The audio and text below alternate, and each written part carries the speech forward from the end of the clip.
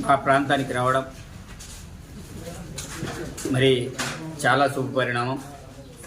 మరి గౌరవ ముఖ్యమంత్రి గారు ఈ ప్రాంతాన్ని సెలెక్ట్ చేసి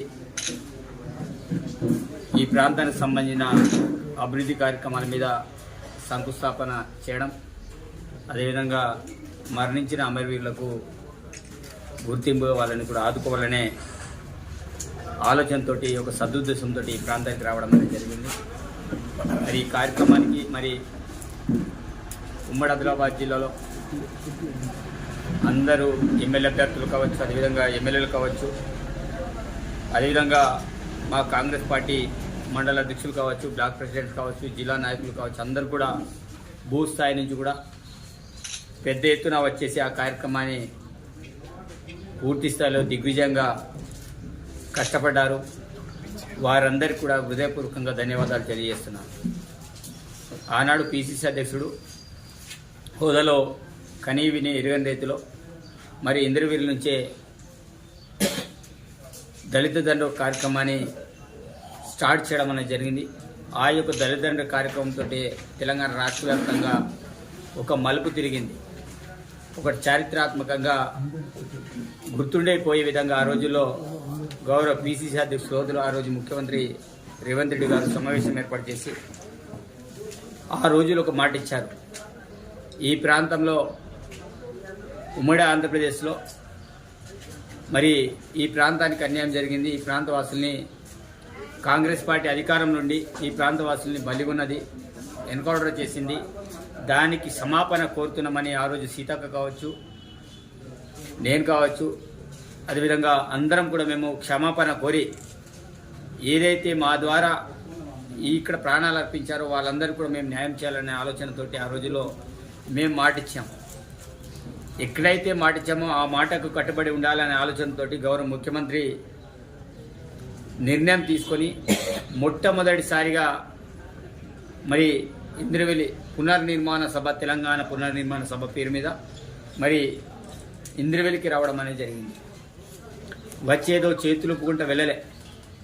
అతను ఇచ్చిన మాట కట్టుబడి మరి చనిపోయిన అమరవీరుల కుటుంబాలకి మరి వాళ్ళందరికీ కూడా ఇంటి స్థలంతో పాటు 5 లక్షల ఇల్లు కట్టుకోవడానికి 15 మంది చొప్పున, దాంతోపాటు వాళ్ళకి ట్రైకార్ లోన్ ద్వారా స్పెషల్ లోన్ వాళ్ళందరికీ ఇవ్వాలని నిర్ణయం చేసుకోవడం జరిగింది. దాంతోపాటు టెంపుల్, కెస్లాపూర్ టెంపుల్ అభివృద్ధి కోసం లోపల గోపురం మిగతా ఏదైతే ఇది ఉందో దానికి సంబంధించిన 6 కోట్లు కావచ్చు, అదేవిధంగా సరౌండింగ్ మిగతా వాళ్ళ గోవాడకు సంబంధించిన మిగతా పర్మనెంట్ సెటప్ చేయడానికి 1 కోటి రూపాయలు, అదేవిధంగా కడెం ప్రాజెక్టు మరమ్మతుల కోసం ఆల్రెడీ జీవో కూడా విడుదల చేయడం జరిగింది, 5,46,00,000. అదేవిధంగా ఇంద్రవెల్లి మండలంలో 33 రోడ్లు బీటీ రోడ్ల కోసం 27,20,00,000. అదేవిధంగా ఇంద్రవెల్లిలో గురుకులం, అదేవిధంగా నెరడుగూడ గురుకులం కోసం 5 చొప్పున 10 కోట్లు గురుకుల తరగతి గదుల కోసం శాంక్షన్ చేయడం అనేది జరిగింది. దాంతోపాటు మిషన్ భగీరథ ఏదైతే ఆనాడు ఏర్పాటు చేసిన మిషన్ భగీరథ ద్వారా ఖానాపూర్ నియోజకవర్గానికి ఎక్కడ కూడా నీళ్ళు రావడం లేదు. అందరు కూడా ఇబ్బందులు పాలవుతున్నారు. ఉట్నూరు టౌన్లో కావచ్చు, అదేవిధంగా ఇంద్రవెల్లి టౌన్లో కావచ్చు, అదేవిధంగా మారుమూల పల్లెటూర్లలో కావచ్చు, ఎక్కడ పడితే అక్కడ లీకేజ్లు ఉన్నాయి. దానికి సంబంధించిన ప్రాబ్లం ఏంటిదంటే కరెంట్ ప్రాబ్లం ఉంది. అవంతా ఏదో రిపేర్స్ ఉన్నాయనుకుంటే భూసమెట క్యాంప్ దగ్గర రిపేర్లు అవన్నీ పంప్ సెట్ ఏదో ఏర్పాటు చేయడానికి 60 కోట్లు. ఈ రకంగా మొన్నొచ్చి మరి గౌరవ ముఖ్యమంత్రి ఇన్ని రకాలు చేసుకొని మరి మిగతా అన్ని కూడా నిరుద్యోగుల కోసం 15,000 ఉద్యోగాలు భర్తీ చేస్తాం 15 రోజులని మరి ఆ రోజు అనౌన్స్మెంట్ చేయడం అనేది జరిగింది. ఈ ప్రాంతానికి సంబంధించిన సమస్యలు విద్య, వైద్య, వ్యవసాయానికి సంబంధించిన అంశాలన్నీ కూడా నేను కూడా ప్రస్తావిస్తే మరి సదర్మట్ కెనాల్ని కూడా నేను పూర్తి చేస్తాం, కుప్టి ప్రాజెక్ట్ని పూర్తి చేస్తాం, చనాకాపురాన్ని పూర్తి చేస్తామని స్వయంగా గౌరవ ముఖ్యమంత్రి చెప్పడం అనేది జరిగింది. అదేవిధంగా దత్తత జిల్లాగా ఉమ్మడి ఆదిలాబాద్ జిల్లా తీసుకోవాలని చెప్పడం అనేది జరిగింది మొన్న కూడా. అంటే ఆయన ఇచ్చిన మాట కట్టుబడి ఉన్నాం అనే విషయాన్ని చాలా స్పష్టంగా గౌరవ ముఖ్యమంత్రి చెప్పడం అనేది జరిగింది. నేను నిన్ననే యాక్చువల్లీ ప్రెస్ మీట్ ఇవ్వాలి. ఎందుకంటే కొంతమంది పిచ్చి కుక్కలు మొరుగుతారు కదా, ఎంతమంది మొరుగుతారు అనే ఆలోచనతో నిన్ననే ప్రెస్ మీట్ ఇవ్వకుండా నేను కొంత సమయం తీసుకున్నా. నిన్న పిచ్చి కుక్కలాగా మొరుగుతున్నారు. ఒకడు జాన్సన్ నాయక్, ఇంకొకడు జోగురామన్న, ఇంకొకరు బ్లాక్ మెయిలర్స్, కొంత సంఘ ఆర్గనైజర్స్, చెత్తనా కొడుకులు. ఈరోజు ఎవడైనా ఇంద్రవెల్లి అమరవీరు స్తూపాన్ని గుర్తించారా? ఇంకొకటి చెప్పిన ₹1 ఇంద్రవెల్లి అమరవీరు స్తూపాన్ని శృతివనంగా ఏర్పాటు చేయడానికి ఎవడైతే నిన్న పోయి శుద్ధి చేసినట్టు బట్టెబాజిగాలు ఉన్నారో వాళ్ళకి చెప్తున్నా, గౌరవ ముఖ్యమంత్రి నేను సీతక్క ఒకే కాన్వాయ్లో వచ్చినాం. ఇక్కడి నుంచి హెలిప్యాడ్ దిగిన తర్వాత నేను సీతక్క చెప్పులన్నీ ఆల్రెడీ కార్లో వదిలేసినాం. గౌరవ ముఖ్యమంత్రి అన్నది ముఖ్యమంత్రికి చెప్పేస్తే ఇమీడియట్లీ ఆ ఫెన్సింగ్ వాళ్ళు లోపల దాటిన వెంటనే లెఫ్ట్ సైడ్లో చెప్పులు వదిలేసింది. పోయి వీళ్ళు నిన్న శుద్ధి కార్యక్రమం చేస్తారు. అదేవిధంగా దీనికి ఒక భ్రష్టు పట్టించి రాజకీయ వేదికని వీళ్ళు మాట్లాడతారు.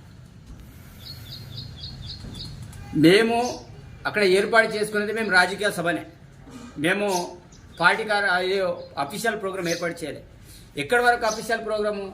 అమరవీరుల స్తూపంలో ఎవరైతే అక్కడ చనిపోయిన కుటుంబాలకు పట్టాలు ఇచ్చేంత వరకు కూడా అఫీషియల్ ప్రోగ్రాం జరిగింది.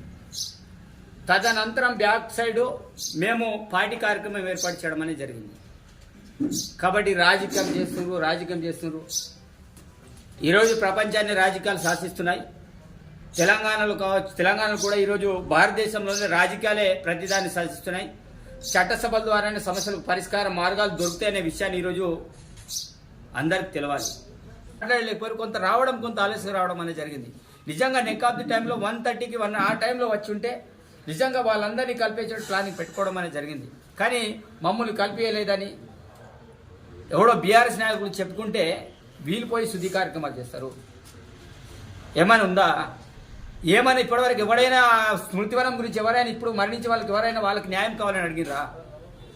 ఆ జాన్సన్ నాయకు ఏ ప్రాంతంలో ఏ సమస్య ఉందో తెలియదు అతనికి. హైదరాబాద్ పోయి ప్రెస్ మీట్ పెడతాడు. ఇక్కడ కనీసం కడెం ప్రాజెక్టు మరమ్మతుల కోసం నీ కేటీఆర్కి కడెం ప్రాజెక్ట్ ఎక్కడ ఉండదో తెలియదు జాన్సన్ నాయక్. మరి కనీసం అక్కడ పోయి వచ్చి ఆ కడెం ప్రాజెక్టు మరమ్మతుల గురించి మాట్లాడలేదు. కేటీఆర్ తండ్రి కడెంలో మీటింగ్ పెట్టుకొని మరి ఆ రోజులో సదర్మట్ పూర్తి చేస్తారని మాట ఇచ్చిండు. ఏమైంది సదర్మట్? ఎక్కడైనా చేశారా? ఆ జాన్సన్ నాయక్ మాట్లాడుతూ 15 లక్షలు ఇవ్వాలని. ఈరోజు ఎస్టిమేషన్ వేసుకో జాన్సన్ నాయక్, వాళ్ళకి ఇచ్చాడు భూమి సుమారు అక్కడ 10 లక్షలు అవుతుంది. అక్కడ ముత్తూరులో మేము భూమి ఇచ్చాం.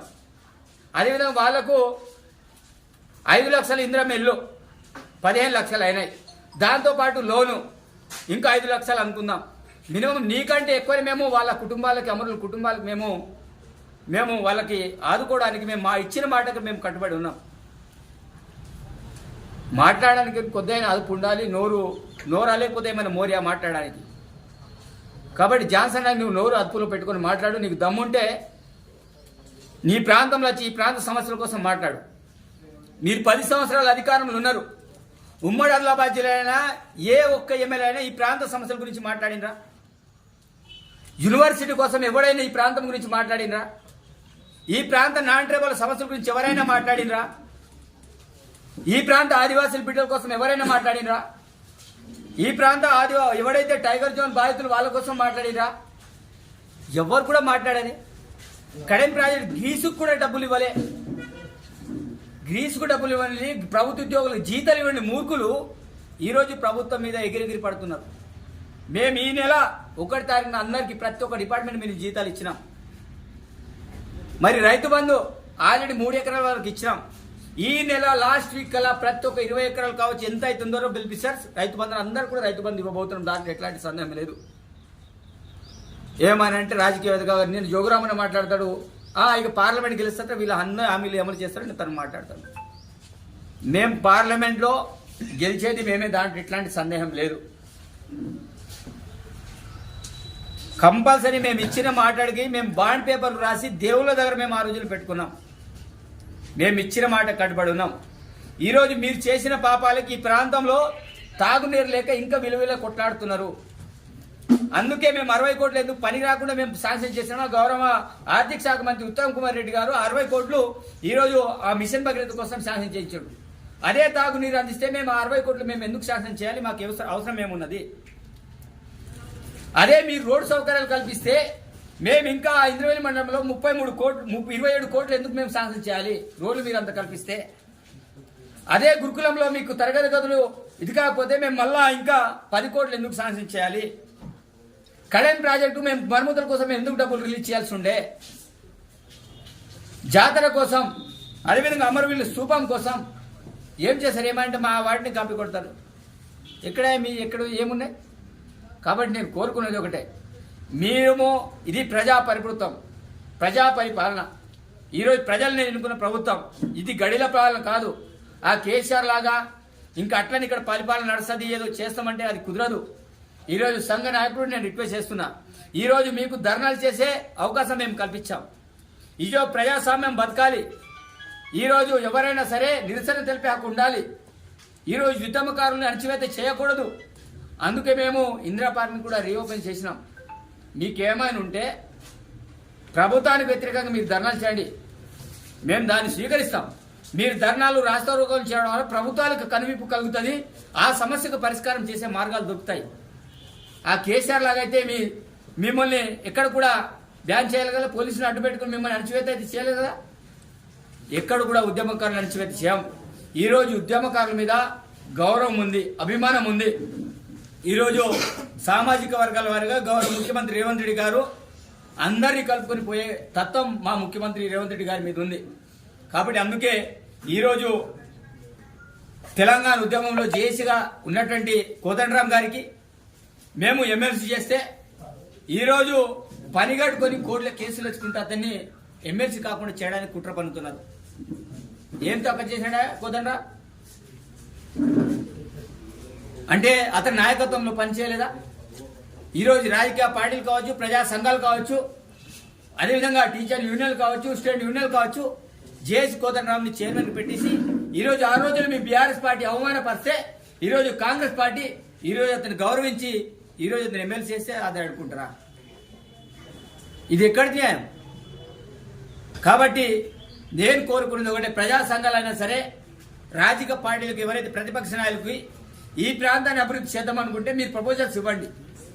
మేము పార్టీలకు అతీతంగా ఈ ప్రాంతాన్ని అభివృద్ధి చేయడానికి మేము సిద్ధంగా ఉన్నాం. గౌరవ ముఖ్యమంత్రి కూడా పార్టీలకు అతీతంగా ఈ ప్రాంతాన్ని డెవలప్మెంట్ చేద్దామనే ఆలోచనతో గౌరవ ముఖ్యమంత్రి ఈరోజు ముందుకెళ్తున్నారు.